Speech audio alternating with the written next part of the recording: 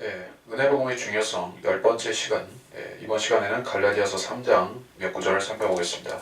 갈라디아서 3장 1절로부터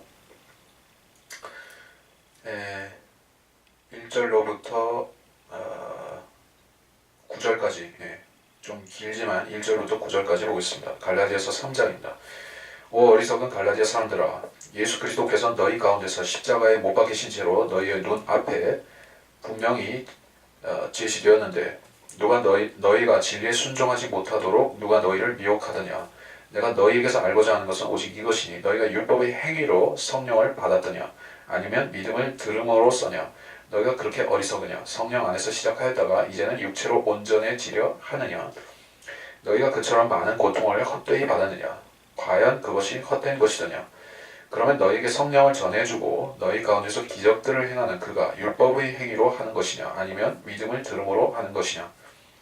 아브라함이 하나님을 믿으니 그것이 그에게 의로 여겨졌다 함과 같으니라. 그러므로 너희는 믿음으로 난 사람들이 아브라함의 자손임을 알라. 성경은 하나님께서 이방인들을 믿음으로 말미암아 의롭게 하신 것을 미리 보고 먼저 아브라함에게 복음을 전파하기를 네 안에서 모든 민족이 복을 받으리라고 하였느니라. 그러므로 믿음으로 난 사람들은 믿음이 있는 아브라함과 더불어 복을 받느니라. 자, 또 행위에 대한 언급이 나왔습니다. 율법의 행위. 자, 우리가 진리에 순종하는 것은 믿음의 길을 따르는 것이요. 믿음의 도를 벗어나지 않는 것이 진리에 순종하는 것입니다. 순종은 행위죠. 그러니까 바른 믿음에서 바른 행위가 나오는데 그 바른 믿음은 우리가 행위를 신뢰하지 않는 믿음을 말하는 것이요. 자, 너희 가운데서 십자가에 못 박히신 채로 예수 그리스도가 제시되었다. 너희 가운데서라고 했습니다.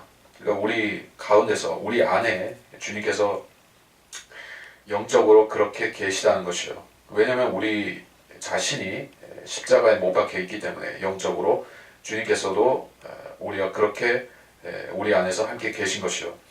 2000년 전에 그 일은 주님께서 십자가에 죽으시는 일은 끝났지만 우리 안에서는 그것이 재현되고 있는 것이요. 그러니까 이게 성도 안에서 십자가가 재현된다는 것을 잘못 이해하게 되면 이것을 의식적으로 하려고 하는 것이요. 십자가는 우리 속에 있는 것이지, 십자가 목걸이나 혹은 십자가 네온사인이나 혹은 그 캐톨릭의 미사 의식이나 이런 데 있는 것이 아니란 얘기예요. 그러니까 우리가 예수 그리스도를 믿었으면 2000년 전에 죽으신 예수님의 그 십자가에 달리신 일이 우리 안에서 일어나고 있다는 것이요. 그것이 우리 자신 안에서 일어나고 있는 것이요. 그래서 십자가는 행위가 아니죠. 십자가에 달린 후에는 어떤 선한 행위도 할 수가 없죠. 십자가에 달린 사람, 십자가에 매달린 사람은 매달린 채로 쭉 있다가 죽어야 되는 것이지 거기서 의로운 행위를 할 수가 없습니다. 십자가에 달린 한편 강도가 선한 행위는 할 수 없었지만 믿음의 고백은 할 수 있었죠. 주님께서 메시아시라는 그런 고백을 했었던 것입니다. 그 예수 그리스도를 주라고 시인했던 것이죠. 그래서 주여, 주님께서 가실 때, 주님이 왕국과 함께 임하실 때 저도 저를 기억하소서라고 그 강도는 고백했었던 것입니다. 예수여라고 그 개혁성경에 했는데 그것은 예수여가 아니라 주인 것입니다. 그 십자가에 매달린 사람은 예수님을 구주라고 고백하는 사람인 것이요. 그 사람은 율법에 의존하지 않고 자기 마음에서, 입에서 나오는 그 신앙 고백으로 주를 붙드는 사람인 것입니다. 그 사람은 행위의 법으로 주를 따르려고 하는 미혹된 사람이 될 수가 없습니다. 그런데 그리스도인을 행위법으로 따라가도록 유혹하는 자들이 있다는 것이요. 그것이 바로 자칭 유대인이요 거짓 율법 선생들인 것입니다. 진리에 순종하지 못하도록 너희를 미혹했다. 새로운 성경들은 진리에 순종하지 못하도록이라는 말을 또 뺐습니다. 그래서 그 진리에 순종하는 것이 행위법이 아닌 믿음의 법이라는 사실도 그들은 지워버린 것이요. 그래서 순종이라는 말을 십자가와는 또 동떨어진 또 하나의 행위로 만들어 놓은 것이요. 교회에 충성하고 순종하고, 그 목사에게 순종하고 또 선한 일을 하고 그런 순종함을 그 또 하나의 행위법으로 제시하려고 하는 것입니다. 그러니까 십자가 안에서 행위는 이미 끝난 것입니다. 행위법은 끝난 것이요. 내가 너에게 알고자 하는 것은 이것이니 율법의 행위로 성령을 받았느냐 믿음을 들음으로써냐. 믿음은 들음에서 나오고 들음은 하나님의 말씀에서 나온다. 로마서 10장 17절을 잠깐 보겠습니다.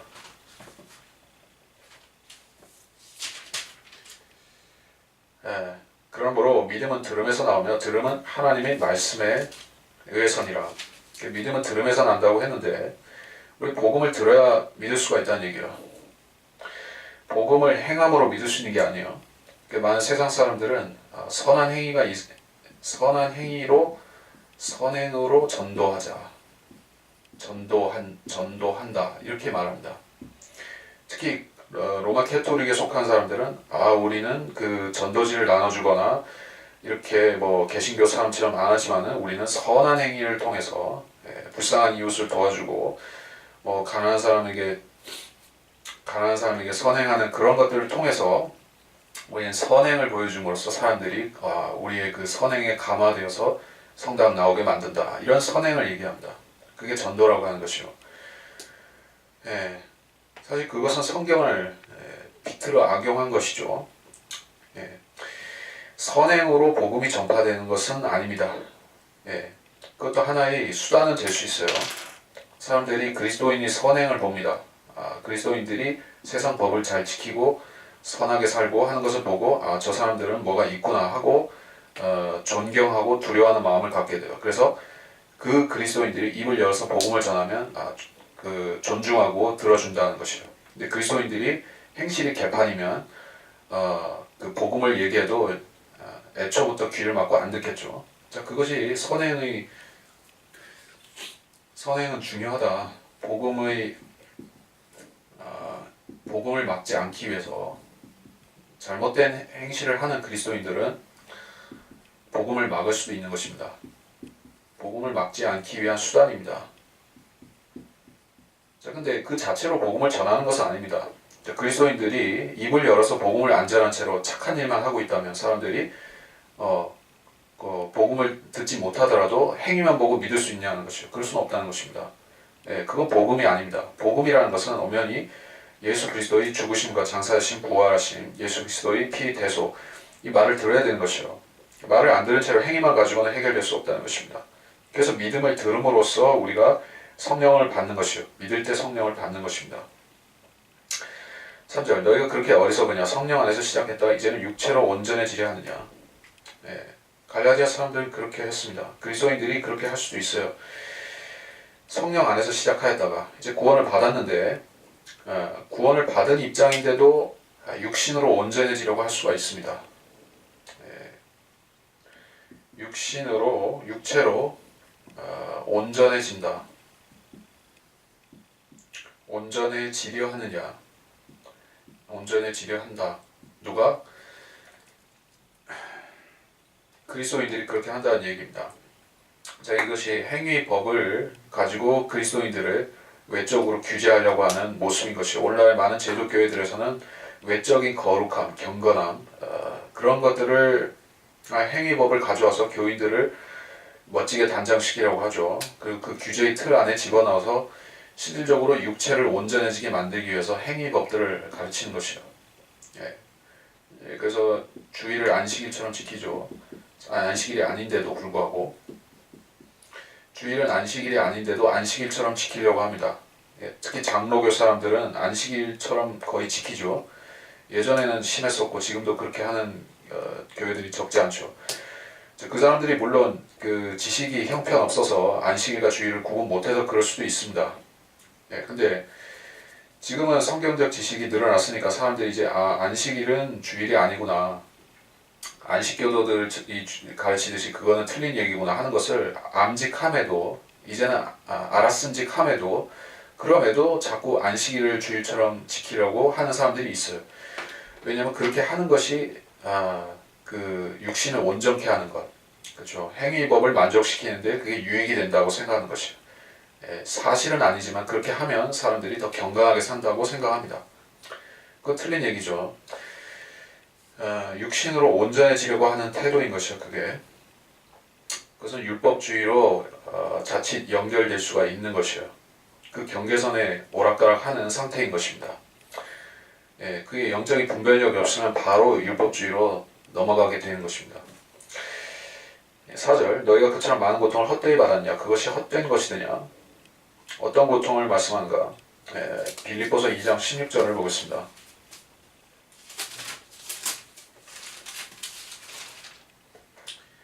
생명의 말씀을 제시하여 내가 헛되이 달리지도 아니하고 헛되이 수고하지도 아니했다는 것을 그리스도인 아래 내가 자랑하려 합니다.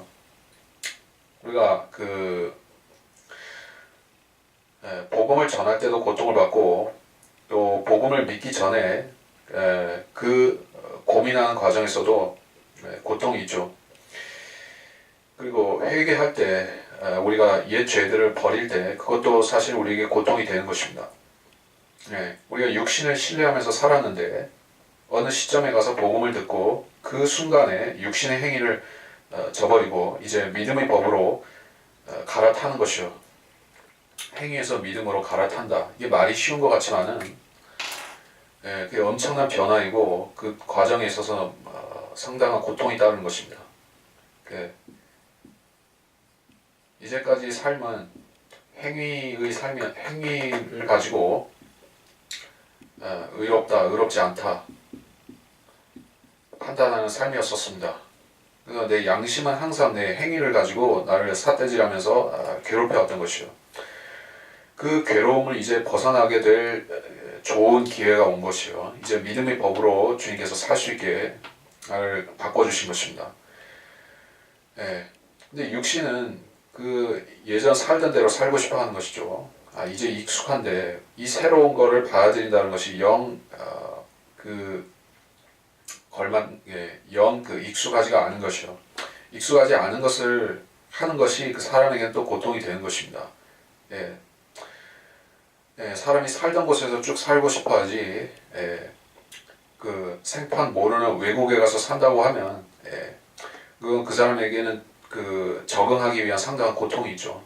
자, 우리가 행위법에서 믿음의 법으로 갈아타기 위해서는 고통이 따르는데, 이제 정작 고통을 겪으면서 이제 삶의 방식을 바꿨는데, 이제 또 옛 방식으로 돌아간다는 것은 두 번 고통을 당해야 된다는 것이요.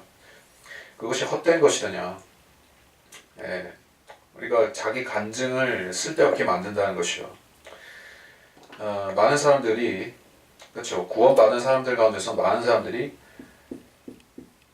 간증을 무산시키고, 다시 말해 훼손시키는 삶을 사는 것이요. 그러니까 죄를 지어서 그런 경우도 있을 수 있지만은 그거보다 더 심각한 것이 이 믿음의 법에 대한 확신을 잃어버리는 것이요. 행위법에 빠지는 것이 바로 간증을 떨어뜨리고 무산시키는 그런 최악의 케이스인 것이요. 우리가 육신적인 죄를 지었다면 그거는 회개를 하면 됩니다. 그거는 하나님께서 자백하면 용서해 주시고 받아주시기 때문에 육신적인 죄들을 지었으면 그건 그때마다 회개를 하면 되는데, 만약에 우리가 이제 내가 예수 그리스도를 믿음만으로 구원받았다는 그 믿음의 법에 대한 확신이 날아가 버렸다면, 그게 좀처럼 있지는 않지만은 만약 그렇게 됐다면은 그건 완전히 우리 구원받은 이후의 삶에 대한 모든 간증이 날아가 버린 것이요. 완전히 파산한 것입니다. 믿음이 파산한 것이요. 그렇게 되면 그거는 그 사람에게는 어마어마한 손실이죠. 그래서 바울이 묻는 것이요. 너희 믿음이 그렇게 하찮은 것이냐? 라고 묻는 것입니다. 그러면 너에게 성령을 전해주고 너희 가운데서 기적들을 행하는 그가 율법의 행위로 하는 것이냐? 사도들을 그가 율법의 행위로 하는 것이냐? 너희에게 성령을 전해주고 너희 가운데 기적들을 행하는 그라고 했습니다. 사도들도 기적을 행하고 이렇게 했지만 잘못된 율법 교사들이 지금 이 사람들을 혼동시키는 그 사람들이 이렇게 하고 있다는 것이요. 그 사람들은 그들 자체가 배교해서 믿음으로부터 떠나서 지금 율법으로 갈아탄 사람들인 것이요. 자기들만 고통을 받는 게 아니라 다른 사람들까지 고통을 전가시키는 사람들인 것입니다. 6절 아브라함이 하나님을 믿으니 그것이 그에게 의로 여겨졌다 함과 같으니라. 함과 같으니라 라는 것은 하나의 비교법이죠. 그러니까 아브라함이 실제적으로 의롭게 된 것은 아니지만 우리처럼 의롭게 된 것은 아니지만 우리가 의롭게 되는 것의 하나의 샘플링이 된 것이요. 그래서 아브라함은 그 신약에 구원받은 사람들의 하나의 표상이 된 것입니다. 네. 그러니까 아브라함의 의와 우리가 지금 예수님을 통해 십자가를 통해 받은 의는 근본적으로 다릅니다. 예. 아브라함은 하나의 그림자격에 해당하는 것이고 십자가는 본체인 것이요. 실제 그러므로 너희 믿음으로 난 사람들이 아브라함의 자손임을 알라. 아브라함이 그림자이기 때문에 그렇게 얘기를 한 것이요. 그림자이면서 예수 그리스도의 그 앞으로 나타날 의에 대해서 선두주자격으로 표상했기 때문에 아브라함이 우리의 영적인 조상이 된 것입니다. 그런데 유대인들에게 있어서는 자기들이 율법을 계속해서 행하기 때문에 아브라함의 자손이라는 자부심과 믿음이 있는 것이요. 그래서 그 사람들은 지금도 아브라함과 이삭과 야곱의 자손이기 때문에 자기들이 의롭다라고 주장을 하는 것입니다. 율법을 또 지키기 때문에 의롭다라고 말합니다. 근데 성경은 그것이 아니다. 믿음으로 난 사람들이 아브라함의 자손이다. 지금의 신약 교회는 이스라엘 대신에 예수 그리스도께 접붙임 받은 올리브나무 가지와 같다라고 로마서 11장에서 얘기를 하고 있습니다.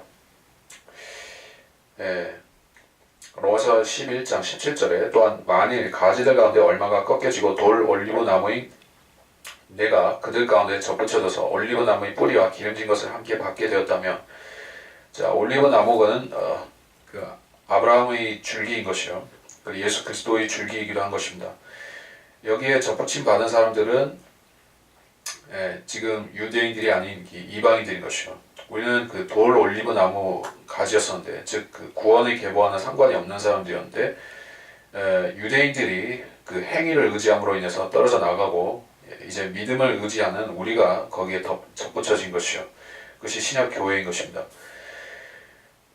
자, 그래서 이 신약 교회가 이미 이렇게 행위의 법인 유대인으로부터 믿음의 법인 이방인 교회로 옮겨졌다 하는 것을 7절에서 말씀한 것이요. 성경은 하나님께서 이방인들을 믿음으로 말미암아 의롭게 하실 것을 미리 보고, 성경은 미리 보았습니다. 그래서 미리 보고 아브라함에게 무엇이라고 했습니까? 네 안에서 모든 민족이 복을 받으리라. 자, 이 복은 실제 물질적인 그 지상에서 받는 축복을 말하는 것이요. 그래서 아브라함이 누리는 복을 오히려 앞으로 향유하게 되겠지만, 그것은 우리가 지금 물질적인 아브라함의 복을 지금 누린다는 뜻은 아닌 것이요. 왜냐하면 8절에서는 이방인들을 믿음으로 말미암아 의롭게 하실 것이라 라는 말씀을 했기 때문에 우리는 지금 믿음으로 의롭게 된 상태로 우리가 이 지상에서 구원을 받는 것을 말하는 것이요. 그리고 모든 민족의 복을 받으리라 라는 것은 천년왕국을 말하기 때문에 이건 나중 얘기죠. 그래서 성경은 미리 본다. 성경은 미리 보고 라고 했습니다. 성경의 하나의 인격체처럼 묘사가 되죠. 성경은 하나님의 말씀입니다. 말씀인데 하나님 자체가 인격이 있듯이 하나님의 말씀에도 거기에 부여된 인격이 있는 것이요. 또 지성도 있는 것입니다. 감성도 있는 것이요. 그래서 하나님의 말씀은 무엇을 미리 보거나 무엇을 예측할 수가 있는 것이요. 그래서 성경이 단순히 예언의 책이라고 해서 그 다양한 예언들을 담고 있어서 우리가 거기서 필요한 정보들을 취사 선택해서 뽑아서 보는 것이 아니라, 성경은 우리에게 그것을 보여줄 수도 있고 안 보여줄 수도 있고 하는 그런 그 주도적인 위치에 있다는 것이죠. 성경은 우리가 열어서 보는 입장이기도 하지만 우리에게 그 메시지를 열어서 보여주는 입장이기도 한 것입니다. 보여주는 주체라는 것이요. 그러니까 여러분이 성경을 읽을 때 그걸 알아야 되는 것입니다. 여러분이 성경을 읽는다고 생각하지만 사실은 성경이 여러분을 읽고 있는 것이기도 합니다. 또 성경이 여러분을 읽고 여러분이 성경을 읽고 해서 예, 거기서 얻어지는 교훈들과 거기서 얻어진 메시지들이 또 각기 다른 것이요. 성경은 여러분을 읽고 여러분이 마음속에서 이 성경 말씀을 믿으면서 읽는 것인지 아니면은 판단하면서 재고 있는 것인지 불신하는 것인지 다 알고 있다는 것이요. 그래서 성경은 두려운 책이기도 하죠. 왜냐하면 여러분이 이것을 믿고 안 믿고 하는 것이 성경 자체가 이걸 알고 있기 때문에 그런 책입니다.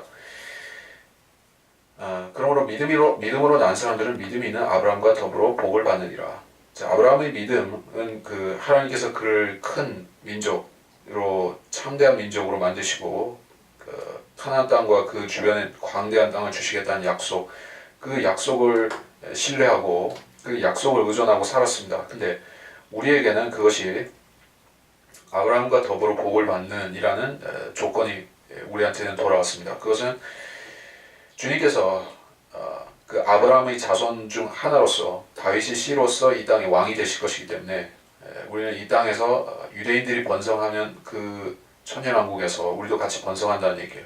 통치자가 된다는 것이죠. 그게 우리가 받을 지상에서 받을 나중에 복인 것입니다. 자, 그래서 뒷부분에서는 8절, 9절에서는 조금 그 복음 자체와는 조금 이렇게 떨어져 있는 얘기를 했지만 사실은 넓게 보자면 이것이 복음의 우리가 믿었을 때 나중에 누리게 되는 결과죠.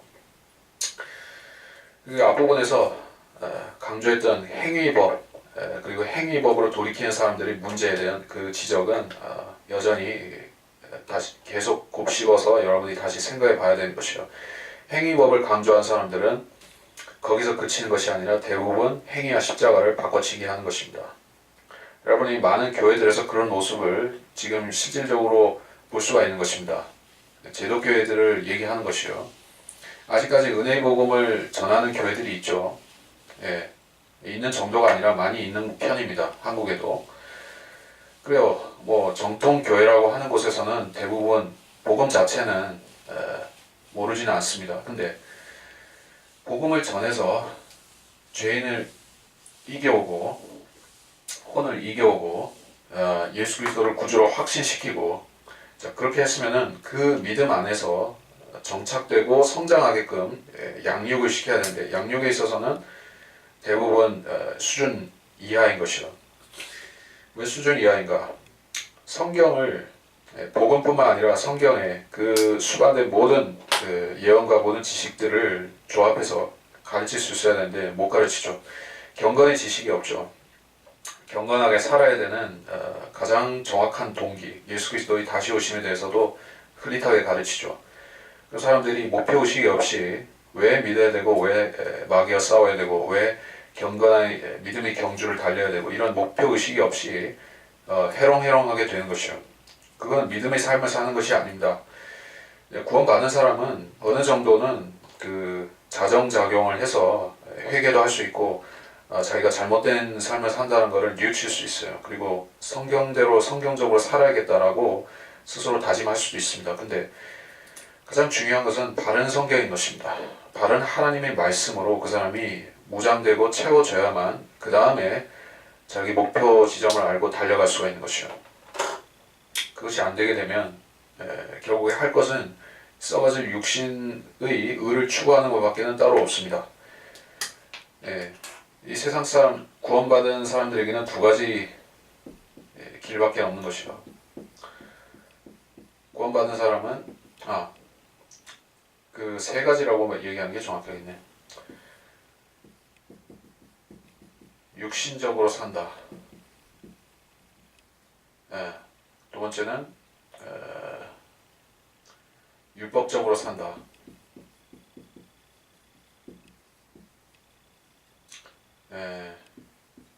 영적이고 성경적으로 산다.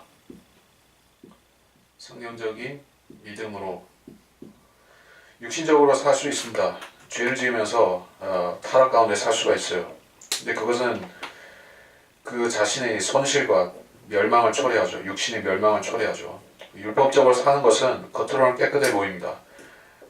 예수도 믿고 율법적으로 살면 사람들은 기독교인으로서 인정해 주는 것이요.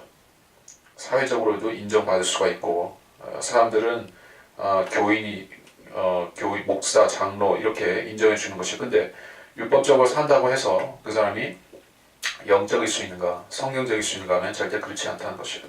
성경적인 믿음은 율법적인 삶을 정면으로 대치되는 것이에요. 영적으로 살면 율법적으로 살 수가 없고 율법적으로 살면 영적으로 살 수가 없습니다. 영적이면 성경적으로 살 수가 없습니다. 율법적으로 사는 사람들은 대부분 성경적이지가 않은 것이에요. 그 율법을 지킨다고 주장하는 사람들을 율법을 지킴으로써 의를 이루겠다고 하는 사람들은 대부분 성경 말씀을 부분적으로 적용하고 편식하고 어떤 특정 구절을 가져와서 교리로 가르치고 마태복음이라든지 히브리서라든지 요한계시록이라든지 자기들이 특별히 꽂힌 어떤 구절 몇 개를 가지고 하나의 전체 교리를 삼아서 사람들의 행위를 가지고 의롭게 되려고 자기도 노력하고 다른 사람들도 그렇게 시키려다가 믿음에 이르지 못하는 것이요. 바른 믿음에 이르지 못하는 것이요.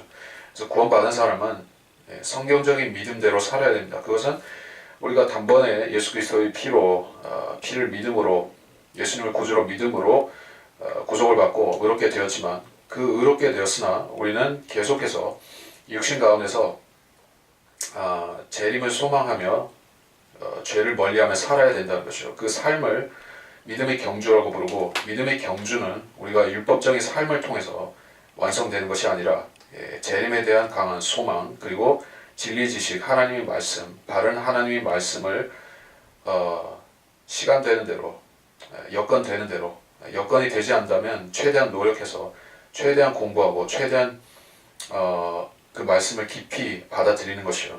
그렇게 함으로써 우리가 경건의 삶을 살아갈 수가 있는 것입니다. 그래서 은혜복음은 경건의 생활로 연결되는데 그것은 율법의 행위와는 상관이 없다 하는 말씀을 드렸습니다. 그래서 이번 시간에 정리하는 멘트로서 여러분의 구원의 복음을 간략히 전하고 마치도록 하겠습니다. 예수 그리스도께서 여러분을 위해 죽으실 때 주님께서는 상상도 못할 고뇌와 고통과 쓰라린 그 슬픔을 견뎌야만 하셨습니다. 자, 여러분에게는 지금 구원받겠다고 하면 즉시 위로자인 성령께서 오셔서 여러분 안에 위로와 평안을 주실 수가 있지만 주님께서는 홀로 그 고통과 고난과 고독을 견디셔야만 했습니다. 주님께서 2000년 전 갈보리 십자가에서 스스로 선택하여 받으신 그 고난은 지옥에 가야 되는 저주받은 죄인인 여러분을 구속하시기 위한 하나님의 위대한 결단이었던 것입니다. 하나님께서 의로우신 하나님께서 죄인들을 위해서 죽기로 결단 안 하셨다면 여러분은 내 생에 대한 소망도 없고 이 지상생의 목적도 모르고 저주받은 채로 살다가 지옥에 가야 되는 것입니다. 이제 주님께서는 여러분에게 기쁜 소식을 알려주셨는데 이제 여러분이 이제 저주받은 죄인의 삶을 끝내고 이제 하나님의 자녀로 살 수 있게끔 예수 그리스도를 주셨다는 것이에요. 예수 그리스도를 믿는 것은 간단합니다. 성경은 내가 내 입으로 주 예수를 시인하고 또 하나님께서 그를 죽은 자들로부터 살리신 것을 내 마음에 믿으면 구원을 받으리라 이렇게 말씀하고 있습니다. 여러분이 구원의 길을 어렵다고 생각했다면 이제 쉽다는 것을 제가 말씀드렸습니다. 여러분에게 어떤 행위도 전혀 요구하지 않으십니다. 여러분의 입술 고백은 하나님께 하찮은 것이 아니라 가장 귀한 것입니다. 여러분의 입술 고백, 여러분의 마음으로 진심을 다해서 예수 그리스도를 구주로 믿겠다는 여러분의 마음, 그것은 하나님께서 이 지상에서 여러분이 하나님께 드릴 수 있는 가장 귀한 선물인 것이요. 여러분이 하나님께 그 마음을 드리면 하나님께서는 여러분에게 구원을 선물로 주실 것이요. 하나님께서 주시는 이 선물인 소중한 구원을 받고자 원하신다면 여러분이 이렇게 기도를 하시면 됩니다. 위대하신 하나님, 저는 죄인입니다. 그리고 저는 제가 지옥에 갈 수밖에 없는 심각한 죄인이라는 사실을 인정합니다. 저는 제 의로 하나님께 이를 수가 없습니다. 주님께서는 저를 불쌍히 여기셔서 지옥에 가야 되는 저를 위해서 예수 그리스도의 피를 흘려주시고 그 의로우신 주님의 피로 말미암아 더러운 죄인의 저희 모든 죄들이 제거되고 씻겨지게끔 주님께서는 은혜를 베풀어 주셨습니다. 하나님께서 저에게 주신 그 값없이 부어주신 은혜를 저는 이제 믿고 받고 붙잡고자 합니다. 주님께서 오늘 제 안에 들어오셔서 저희 구주가 되어 주십시오. 제가 이 생애 동안 살아야 되는 저희 모든 무거운 죄들과 죄의 짐들을 주님께서 저를 위해서 대신 짊어지시고 저를 위해서 고통당하셨음에 감사드립니다. 저는 이제 주님 안에서 자유인으로 살아가기를 원합니다. 이제 저희 죄의 종에서 풀어주셔서 주 예수 그리스도로 말미암아 주 안에서 하나님의 자녀로 삼아주십시오. 저를 구원시켜 주심에 감사합니다. 저희 모든 죄들을 십자가에서 말끔히 씻겨주신 주 예수 그리스도께 감사드립니다. 예수 그리스도의 이름으로 기도하였습니다. 아멘. 이렇게 기도하시고 여러분 오늘 꼭 소중한 구원 놓치지 말고 받으시기 바랍니다. 여기서 마치겠습니다.